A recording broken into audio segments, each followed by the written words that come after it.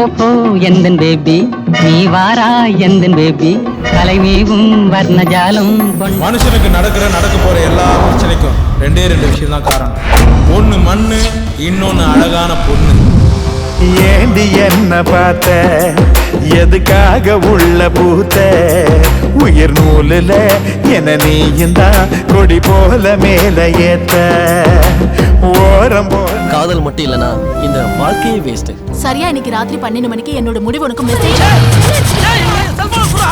என் காதலி ஒரு மெசேஜ் அனுப்புவா, அத பாக்கிறதுக்குள்ள ஒருத்தன் என் செல்போன் அடிச்சுட்டு போயிட்டான் சார். இந்த ஏரியால செல்லு தொலைஞ்சிச்சுன்னா அதுக்கு காரணமே சுடலை தான். அந்த எஸ்ஏ போன இவன் வச்சிருக்கானா, அந்த எஸ்ஏவை இவன் தான் வச்சிருக்கான்.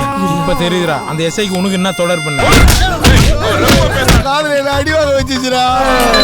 பார்த்தல ஒவ்வொருத்தருக்கும் 10 ஏக்கரா எழுதி வச்சுக்கிறேன். என்ன மாதிரி இருந்தா தான்டா இந்த ஊரையே வலிச்சு போட முடியும்.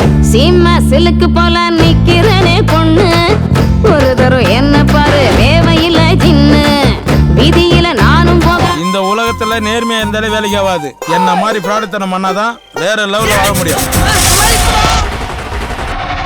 தசரதனுக்கு 60,000 பொண்டாட்டி, அதுல சொப்பன சுந்தரி எத்தனாவது பொண்டாட்டி? வித்தியாசமான பிளாஸ் பக்கத்தா இருக்கு. ஆமா சார். கதையில இதான் புதுசம். காட்டி கொடுத்தவனுக்கும் கூட்டி கொடுத்தவனுக்கும் பெரிய வித்தியாசம் கிடையாதா? காட்டி குத்தவன் டக்குன்னு காசு வாங்கி போறான், கூட்டி குத்தவன் ஒரு ½ நாள் விட்டு காசு வாங்கி போறான், அவ்வளவுதான்டா.